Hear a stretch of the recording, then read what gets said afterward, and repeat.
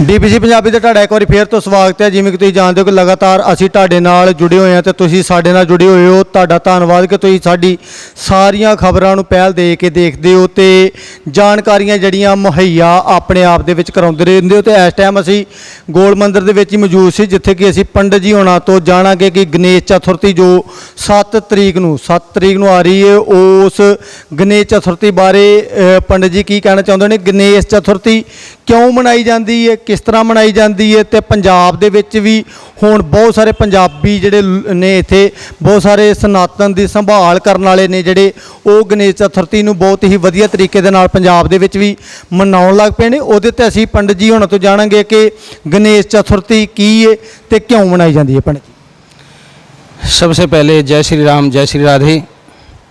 और मैं एक बार फिर से आपका चैनल का जो है बहुत बहुत स्वागत करता हूँ और आपका धन्यवाद भी करता हूँ, क्योंकि आप समय समय पर और हर जो है त्योहार के मौके पर और आकर के हमारे धर्म के बारे में, हमारे सनातन के बारे में आप जो है हमारे भक्तों को और हमारे जितने भी प्रभु प्रेमी हैं उन सबको जो है प्रेरित करते हैं, उनको जानकारियाँ देते हैं धर्म के बारे में।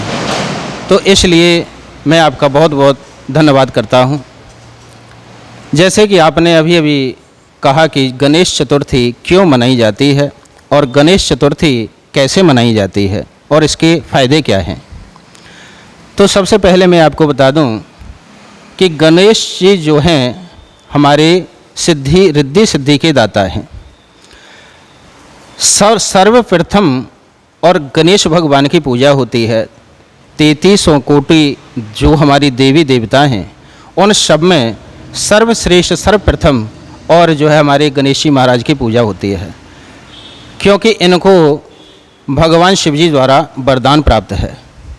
जब तक हमारे गणेश जी की पूजा नहीं होती तब तक हमें कोई भी शुभ काम जो है आरंभ नहीं कर सकते। हमारे शुभ काम की जो है शुरुआत गणेश जी से ही होती है, चाहे वो कोई पूजा हो, पाठ हो, हवन हो, संगीत हो, कोई गृह प्रवेश हो, कोई भी कार्य हो, उसमें हम सब सर्वप्रथम जो है गणेश जी को मनाया जाता है। क्योंकि गणेश जी क्या हैं, गणेश जी जो है इनके साथ में इनकी 2 पत्नियां हैं।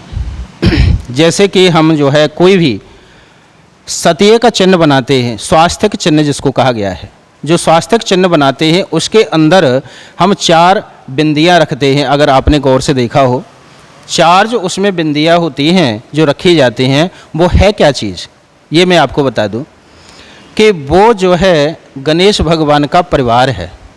यानी कि 2 उनके पत्नियां हैं और 2 उनके बच्चे हैं, यानी बेटे हैं। पत्नियां हैं रिद्धि और सिद्धि और बेटे हैं शुभ और लाभ। जब हम कोई स्वास्तिक चिन्ह बनाते हैं किसी घर में, धर्मस्थल में या दुकान में, मकान में या किसी भी जो है देव स्थान में, कहीं भी जब हम स्वास्तिक चिन्ह बनाते हैं तो उसमें हम 4 बिंदियां रखते हैं, तो तभी जाकर के हमारा गणेश परिवार पूरा होता है, तभी गणेश जी भगवान अपनी पूजा को स्वीकार करते हैं। और जो लोग, ये भी मैं आपको जानकारी के लिए बता दूं कि अगर 4 बिंदियां उसमें बीच में नहीं रखते, जब तक स्वास्तिक चिन्ह के बीच, जब तक गणेश भगवान अपनी पूजा को स्वीकार नहीं करते, क्योंकि उनका परिवार अधूरा रहता है। तो इसलिए गणेश चतुर्थी जो है भगवान गणेश जी का जन्म दिन है। तो उस दिन जो है भगवान गणेश जी को हम जो है बड़ी श्रद्धा से, भाव से और जो है उनको अपने घर के अंदर लाते हैं, विराजमान करते हैं, उनको आसन देते हैं और तकरीबन लगभग जो है 11 दिन तक जो है उनके दोनों समय सुबह शाम आरती, पूजा, उनकी मंत्रों का जाप, उनका पाठ, उनके स्तोत्रों का पाठ और जो है ऐसे इत्यादि जो है उनके प्रति हम जो है करते हैं, उनकी पूजा अर्चना करते हैं, भोग लगाते हैं, आरतियां करते हैं, उनको यानी मनाया जाता है, जिससे कि पूरे साल हमारा जो है सुखमय रहे, यानी कि हमारे घर में दुख दरिद्रता दूर हो जाए। तो इसलिए दुख संकटों से दूर रहें, हमारे घर में रिद्धि सिद्धि की प्राप्ति हो, धन धन की वृद्धि हो, यानी कि पुत्र पौत्रादि की वृद्धि हो, वंश की वृद्धि हो, कारोबार हमारा अच्छा चले, ऐसी जो है सिद्धियां प्राप्त करने के लिए ही भगवान गणेश जी को और जो है गणेश चतुर्थी पर अपने घर में विराजमान करके उनकी पूजा करके 11 दिन पश्चात और उनका विधि विधान से उनको विदाई की जाती है, उनको जो है जल में विसर्जित किया जाता है। पंडित जी, जल में विसर्जित किया जाता है 11 दिन के बाद, लेकिन जहाँ पे कई बार देखा है कि बहुत सारे गंदे पानी में उसी मूर्ति को 11 दिन बिठाने के बाद हम प्रवान कर देते हैं। क्या ये सही है? अगर गलत है तो क्यों है? लोग ऐसा क्यों करते हैं? सही पानी तक या सुच्चे पानी तक उसको क्यों नहीं लेके जाते और 11 दिन बिठाने के बाद विसर्जन क्यों किया जाता है? ये आपने बहुत ही अच्छा जो है सवाल किया। मैं एक बार फिर से जो है सभी भक्तों से विनती करूँगा, निवेदन करूँगा कि जिनकी इतनी श्रद्धा और भावना है कि जो कि हम 11 दिन तक भगवान को अपने घर में लाते हैं, उनकी पूजा अर्चना करते हैं बड़ी श्रद्धा भाव से, और 11 दिन के पश्चात उनको किसी गंदे नाले में या गंदी पानी में जो है उनको हम जो है विसर्जित कर देते हैं। अगर कहीं पानी की सुविधा नहीं है या हम उनको स्वच्छ पानी तक नहीं ले जा सकते तो वो जो है गणेश जी को और जो है ना लाएं, उनको स्थापित ना करें।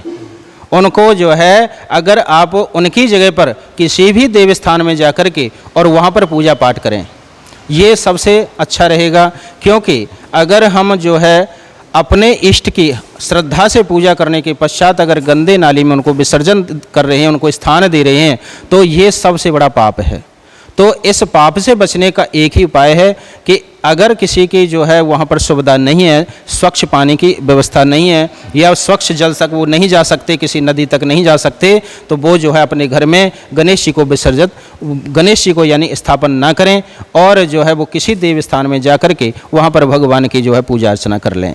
पंडित जी, जैसे कि बहुत सारे लोग ऐसे अपने घर पे गणेश जी की पूजा करते हैं, वहाँ पे किसी पंडित को ला के पूजा कराना अनिवार्य है या भक्त स्वयं भी कर सकते हैं, और कैसे कर सकते हैं अगर करना चाहें तो? जैसे कि आपने कहा कि किसी पंडित जी को लाना अनिवार्य है, ठीक है।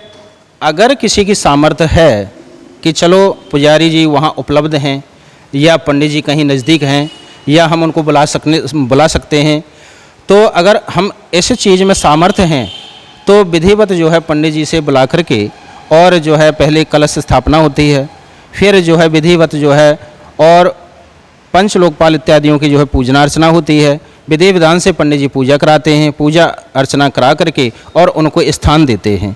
तो ये तो हुआ एक विधि विधान से मतलब जो है स्थापना यानी कि कराना यानी कि स्थान देना।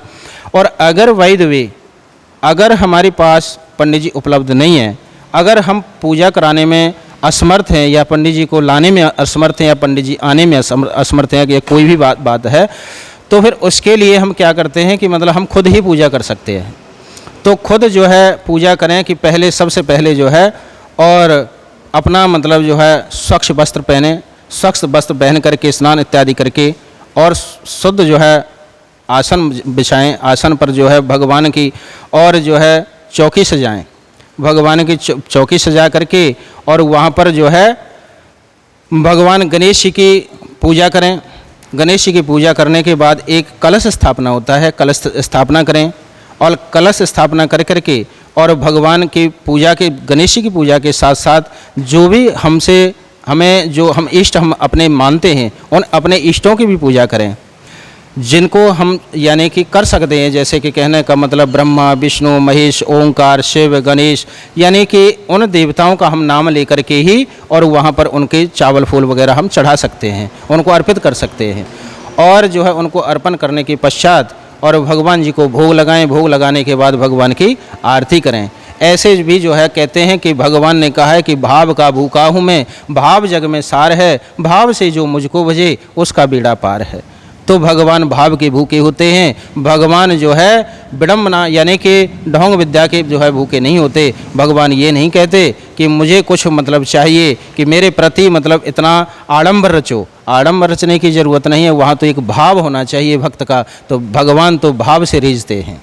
तो यही इन्हीं शब्दों के साथ में जो है और अपनी वाणी को विराम देता हूं और आपके चैनल का जो है बहुत बहुत फिर से एक बार जो है धन्यवाद करता हूं और भक्तों से यही विनती करता हूं कि और जो है इस पर्व को भव्य बनाएं और भगवान का आशीर्वाद प्राप्त करें। ਤਾਂ ਦੋਸਤੋ ਜਿਵੇਂ ਕਿ ਅਸੀਂ ਤੁਹਾਨੂੰ ਹੁਣੇ ਹੀ ਪੰਡਤ ਜੀ ਦੇ ਰੂਬਰੂ ਕੀਤਾ ਆ, ਉਹਦੇ ਭਾਨ ਸ਼ਰਮਾ ਜੀ ਨੇ ਬਹੁਤ ਹੀ ਵਧੀਆ ਤਰੀਕੇ ਦੇ ਨਾਲ ਗਿਆਨ ਦਿੱਤਾ ਆ ਗਣੇਸ਼ ਚਤੁਰਥੀ ਨੂੰ ਲੈ ਕੇ, ਕਿਵੇਂ ਮਨਾਉਣੀ ਹੈ, ਕਿੱਦਾਂ ਮਨਾਉਣੀ ਹੈ, ਸਾਰੀ ਜਾਣਕਾਰੀ ਤੁਹਾਡੇ ਤੱਕ ਪਹੁੰਚ ਚੁੱਕੀ ਹੈ। ਅਗਰ ਤੁਸੀਂ ਮਨਾ ਰਹੇ ਹੋ ਤੇ ਇਹਨਾਂ ਗੱਲਾਂ ਨੂੰ ਯਾਦ ਜ਼ਰੂਰ ਰੱਖਿਓ। ਅਗਰ ਤੁਹਾਡਾ ਕੋਈ ਰਿਸ਼ਤੇਦਾਰ ਮਨਾ ਰਿਹਾ ਤੇ ਇਹ ਵੀਡੀਓ ਉਹਨਾਂ ਤੱਕ ਇੱਕ ਵਾਰੀ ਸ਼ੇਅਰ ਜ਼ਰੂਰ ਕਰ ਦਿਓ, ਤਾਂ ਕਿ ਉਹ ਵੀ ਸ਼ੁਭ ਤਰੀਕੇ ਦੇ ਨਾਲ ਜਿਹੜਾ ਆ ਗਣੇਸ਼ ਚਤੁਰਥੀ ਨੂੰ ਮਨਾ ਕੇ ਤੇ ਪ੍ਰਮਾਤਮਾ ਦਾ ਜਿਹੜਾ ਆ ਆਸ਼ੀਰਵਾਦ ਪ੍ਰਾਪਤ ਕਰ ਸਕਣ। ਤੁਸੀਂ ਦੇਖਦੇ ਪਏ ਹੋ ਮੇਰੇ ਨਾਲ DPC ਪੰਜਾਬੀ, ਮੈਂ ਤੁਹਾਡਾ ਆਪਣਾ ਧਰਮ ਜੀ, ਕੈਮਰਾਮੈਨ ਸੰਜੀਵ ਬਾਵਾ ਦੇ ਨਾਲ। ਧੰਨਵਾਦ।